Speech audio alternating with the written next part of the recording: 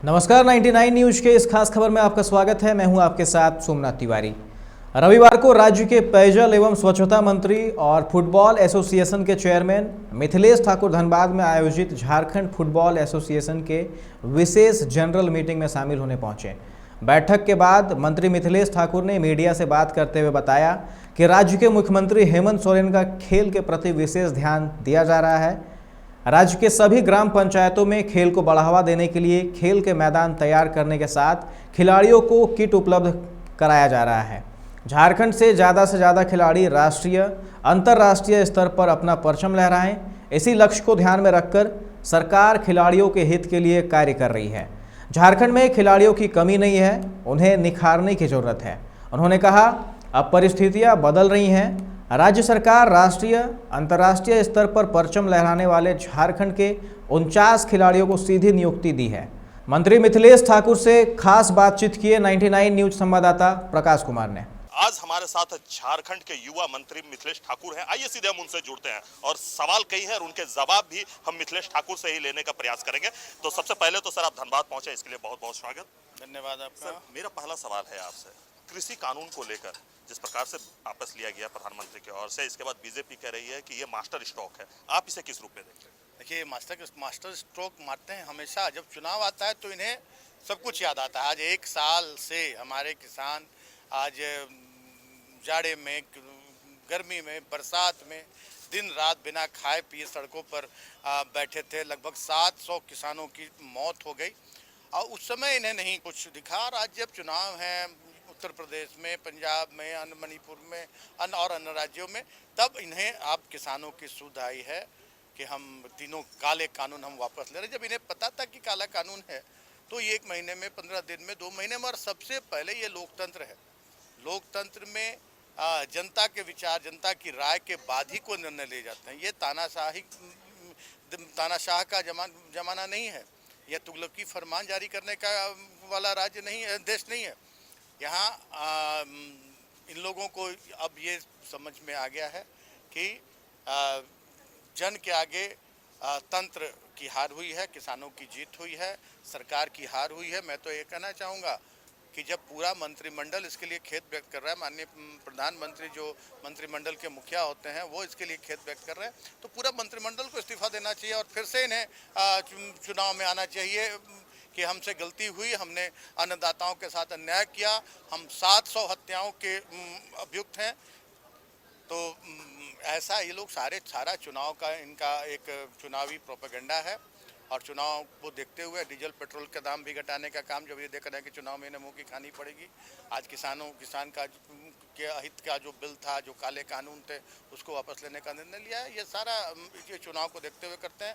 इन्हें चुनाव के अलावा और जनता से कोई लेना देना नहीं। चुनाव जीतना और सत्ता हथियाना इनका उद्देश्य रहता है। सर, आप भी कह रहे हैं हम विकास कर रहे हैं, बीजेपी भी कह रही है हम विकास कर रहे हैं, लेकिन झरिया में आजादी के बाद आज भी लोग पानी एक एक बूंद के लिए तरस रहे हैं। आज भी वहाँ पीने का स्वच्छ पानी नहीं मिल पा रहा। क्या कहें? आज दुर्भाग्य है हमारे राज्य का कि जिस उद्देश्य से जितने त्याग, बलिदान, जितने तपस्याओं के बाद इस राज्य का निर्माण कराया गया था, आज 21 वर्ष हो गए, आज तक झरिया में लोगों को पानी नहीं मिल रहा है। तो ऐसे लोगों से इस वाला सवाल करना चाहिए था कि जिन लोगों ने 18 वर्ष तक यहाँ राज किया और सिर्फ राज्य की खनिज संपदा, जल जंगल को लुटवाने का काम किया, उन लोगों से ये सवाल अगर किया जाए तो मुझे लगता है कि ये अच्छा होता। हमारी सरकार के गठन हुए भी 2 साल हो रहे हैं और 2 साल में हम जिस मुकाम पर पहुँचे हैं इन विपरीत परिस्थितियों में, उससे जनता पूरी तरह से देख रही है और जनता की सराहना मिल रही है हमारी सरकार को प्रत्येक क्षेत्र में, सिर्फ पानी के क्षेत्र में नहीं, प्रत्येक क्षेत्र में, चाहे वो सड़कों के क्षेत्र में हो, स्वास्थ्य के क्षेत्र में हो, कृषि के क्षेत्र में हो, छात्रों को उचित शिक्षा देने के क्षेत्र में हो, सभी क्षेत्र में हम ठोस काम कर रहे हैं और हम जमीनी काम करते हैं कि ताकि समाज के अंतिम पंक्ति के लोगों को तक उसका लाभ पहुंचे। और मैं आपको भरोसा दिलाता हूं कि झरिया के लोगों को भी जो पीने की पानी की समस्या है उससे बहुत जल्द निजात मिलेगा। समय आपने फुटबॉल को लेकर राजनीति की बात कही, क्या है वो राजनीति? देखिए, खेल में कभी भी राजनीति का समावेश नहीं होना चाहिए। मैंने कहा, जब राजनीति कहीं शामिल हो जाती है, खेल एक ऐसा संस्था होता है, खेल की संस्था, जिसमें सिर्फ और सिर्फ खेल की बात होनी चाहिए, खेल प्रतिभाओं को निखारने की बात होनी चाहिए। और जहां राजनीति का समावेश हो जाता है वैसे खेल संगठन अपने उद्देश्य से भटक जाते हैं। मैंने ये कहा कि खेल संगठनों को सिर्फ खेल भावना में काम करना चाहिए और खेल की प्रतिभाओं को, जो हमारे माननीय मुख्यमंत्री की सोच है कि हम झारखंड को खेल में इतना आगे बढ़ाएं कि पूरे देश दुनिया में झारखंड का नाम रोशन हो, तो उस उद्देश्य से काम करना चाहिए। और कुछ लोग व्यक्तिगत स्वार्थ के चलते अपने उद्देश्यों से भटक जाते हैं और अनैतिक काम करके और ऐसे संगठनों पर कब्जा जमाना चाहते हैं।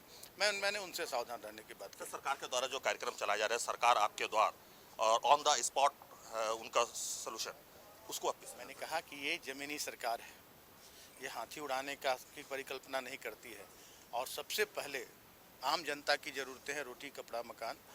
और हमारे माननीय मुख्यमंत्री ने यह निर्णय लिया है कि राज्य के अभी 2 साल तो हम कोरोना से प्रभावित थे, पहले भी आपकी सरकार आपके द्वार कार्यक्रम की घोषणा की गई थी, लेकिन कोरोना के कारण इसे रोक दिया गया था।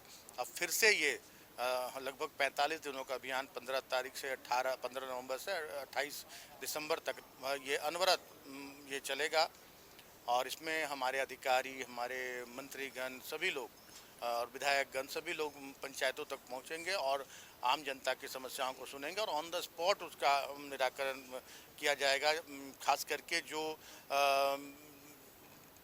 रोज़मर्रा के जो समस्याएं हैं, जैसे कि पेंशन की समस्या हो या राशन की समस्या हो, आवास की समस्या हो, और उनका ऑन स्पॉट निराकरण भी किया जाएगा। और जो समस्याएं बड़ी होंगी उनको जिला स्तर पर, राज्य स्तर पर, ताकि हमारे जो ग्रामीण, जो गरीब हैं, जो प्रखंडों में नहीं पहुंच पाते हैं, जो जिलों में नहीं पहुंच पाते हैं, उनकी समस्या का निराकरण उनके पंचायत में हो सके। सर आप स्टेडियम गए थे, उस स्टेडियम का दौरा किया सर आपने? मैंने देखा बड़ा दुख हुआ। क्या कारण है, किस कारण से उस स्टेडियम का निर्माण पूरा नहीं किया गया, मैं अभी बात करूंगा उपायुक्त महोदय से। उपायुक्त महोदय से सारी जानकारी लेने के बाद मेरी ये कोशिश रहेगी कि धनबाद डिस्ट्रिक्ट फुटबॉल एसोसिएशन को वो स्टेडियम सुपुर्द किया जाए, ताकि इनके देख रेख में उसका जीर्णोद्धार भी हो सके और फुटबॉल का अच्छा यहाँ पे फुटबॉल की प्रतियोगिताएं भी आयोजित कराई जा सके। धन्यवाद।